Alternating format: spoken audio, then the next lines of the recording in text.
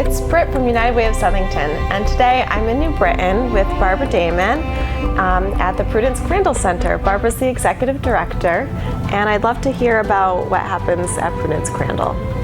Well, thank you, Britt. You know, I think one of the things that I want to start with is just sharing that we have a rich history of over 50 years now of providing services for people who've experienced domestic violence.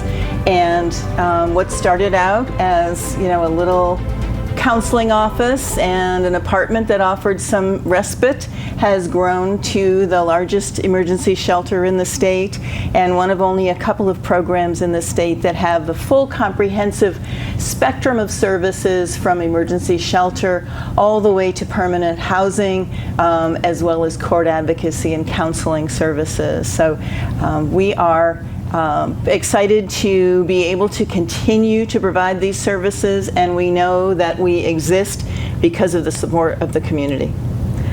So you're one of the largest in the state, right? How many areas do you serve, or which areas? So we have a 9-town catchment region in the central Connecticut area, including Southington, and domestic violence programs are spread out across the state, and each of us have a different group of towns that we serve to make sure that all towns are provided services and to avoid duplication. We work pretty closely with our community partners in other domestic violence programs as well, especially as the need for services has been so great that we just can't always accommodate the requests for shelter that we receive. And so we're calling around every day to see who else in the state might have space. And when the whole state is full, which happens pretty frequently, and our overflow spaces are full, we've had to use hotel rooms just to respond to those really high-risk cases. Now, I do know you're doing work to try to curb domestic violence earlier in life so you can stop it before it starts. Can you tell us a little bit about that? Sure. I think the reality is that most of us are not aware of how pervasive domestic violence is. And the fact that domestic violence happens across all communities, even if we think it doesn't happen in our town or in our neighborhood or among our family or friends, we know that domestic violence impacts people from all walks of life. And the statistics show us that 1 in 4 women, 1 in 7 men, and 1 in 3 dating teens will be impacted by domestic violence in their lifetime. And so for us, we know that as much as we need to be here to respond to folks who've already experienced domestic violence and help meet their needs through their healing journey and become self-sufficient, we also need to be working toward prevention. That's the end goal, right, is to prevent domestic violence. And so it's really important that we are working with young children, working with young adults, working with youth-serving organizations, and we do that by providing prevention education in the schools, in daycare programs, in Head Start programs. We've done some work with grandparents who are caring for their grandchildren. It's just really important to reach out and raise awareness so that we can begin to prevent domestic violence. I think part of that prevention work is also the work that we do in partnership with the police departments. Southington Police Department has been a wonderful partner. There is a lethality screen that they do every time they respond to a home where there's been domestic violence, and that involves connecting the victim with our services, with our hotline right in the moment, and making sure that folks know that there are options and that our services are available to support them. And in a typical year, how often are Southington police officers needing to make that connection between the victim and Prudence Crandall Center? Quite often. So the lethality calls, just in the last year, there were 130. And so that 130 are the number of lethality assessments that screened as high risk. That's when that call is made. So the assessment is done so that the police officer in the moment can assess, is this someone who is at low risk, moderate risk, or high risk of lethality, of being killed? And once they do that assessment, if there's a low-risk situation, it's still domestic violence, but it doesn't necessarily involve a call with the police connecting us to the hotline, unless the victim requests it. So it's a very complex assessment. It's a tool that the police use in the moment to help guide them to what's the next best step for a victim in that situation. And so 130 of those screens are calls that came through to our hotline so that we could 24 hours a day offer that immediate assistance. So Barbara, we're here in your facility, one of your facilities today. Can you tell us a bit about what happens here? We have our home base, our administrative offices, and our longer-term housing program that are in New Britain. We are also in New Britain Superior Court every day, and we have a satellite office in Bristol. So the idea is that wherever people are, whatever works best for them in terms of accessing services, we can be as close as possible, including providing services over Zoom or by Teams, chat, whatever works best for folks. So at our Rose Hill facility in New Britain, we have 18 apartments on site and have a full complement of spaces that really help to make sure that folks who live here feel at home. We are in our community room, which is a combination of where we have support groups meeting, as well as space that our residents can use to come and relax, to get away from the apartment. We have a number of teenagers living here with their moms, and just to be able to get away from their younger siblings, especially in the long winter months, but to still be here on site and be safe, so they can come and hang out and play games and watch TV down here. We also have a computer in this room, and that's for anybody to use.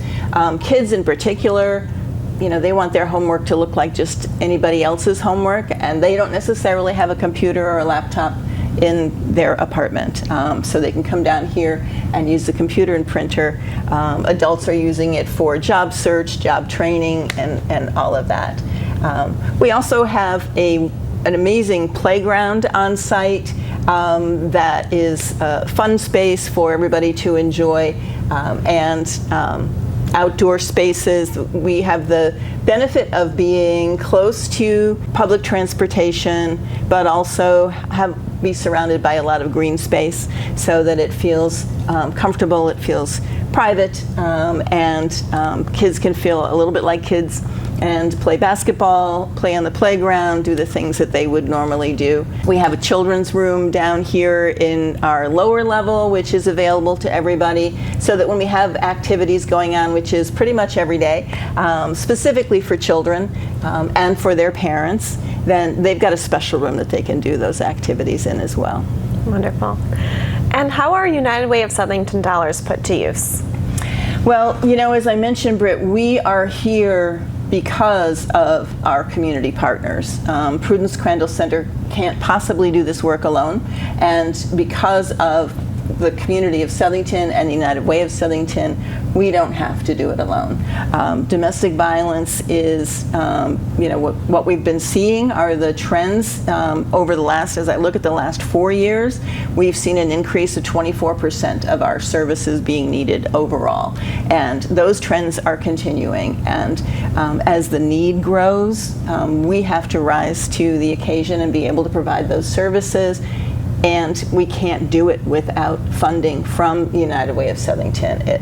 The United Way has been such a wonderful community partner, connecting us to other partners in the region, other nonprofits in the region, connecting us with services and support, but also providing those dollars. And primarily, we use the United Way of Southington funds to support our children and youth services and our prevention and outreach. Is there a story you can share that has particularly changed you in some way? There are so many. And one of the blessings of our space in New Britain is that my office and our administrative offices are in the midst of the housing program. And so that means that as kids go down the hall and get on the school bus every morning and get off the school bus at the end of the day, I get to see them and interact with them and get to know them, and we have the opportunity to be a part of their lives, even just for a little while each day. Certainly our staff who provide direct services are a major part of their lives, but for me it's such a joy to be able to see the children, and I think about, my gosh, I think about all the kids that we've seen come through the program, and you know, a little one in particular named Amy, who was just as shy as you can imagine, and really reluctant to engage with anybody in any way.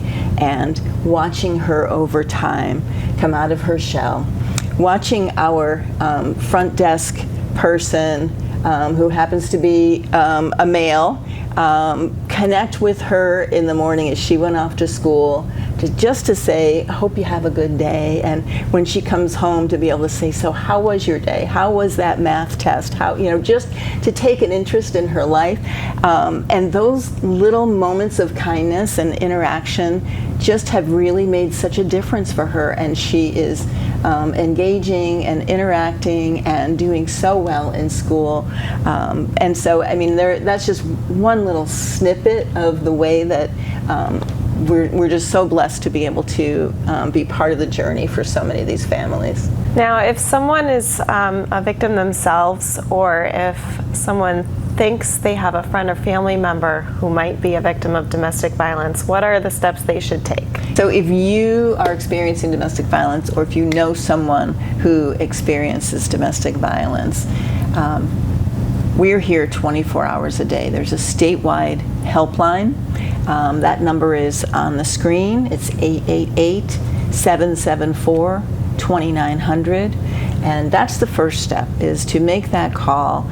And you don't need to be in immediate crisis to make that call. It's just a matter of connecting for additional support. So calling that number will get you redirected to the program that's closest to you. And for our Southington friends, they will redirect you right to Prudence Crandall Center. And you know, it's just important, especially if you have a friend or a family member or a work colleague that you're concerned about. It's all about just being a presence, making sure that people know that you're there to listen and support them, and understand that there's nothing easy about leaving a violent relationship. There are so many complicating factors that make it difficult to leave, fear being one of the largest ones. The abuser has often threatened that if you ever try to leave me, you'll never see the kids again. I'll kill you, I'll kill the kids. I know where your mother lives. I mean, it's just a lot of intimidation and controlling behavior. Domestic violence at its core is about power and control. And so if someone is reaching out to you because they see you as a trusted friend or a trusted colleague, take advantage of that moment to make sure that they know that help is available whenever they feel comfortable making that call, that we're here 24 hours a day, 7 days a week at the end of that phone, and can help them in supporting their journey wherever they are in that journey. Now, October is Domestic Violence Awareness Month. And for those who want to promote prevention and help for victims of domestic violence, what can they do immediately to help? Well, there's a lot of different ways to help. One way is to support the United Way of Southington, because those dollars help support us. Thank you, and thank you for all the work you do in the community. It's so important. Oh, thank you so much, and we would not be here without the United Way of Southington.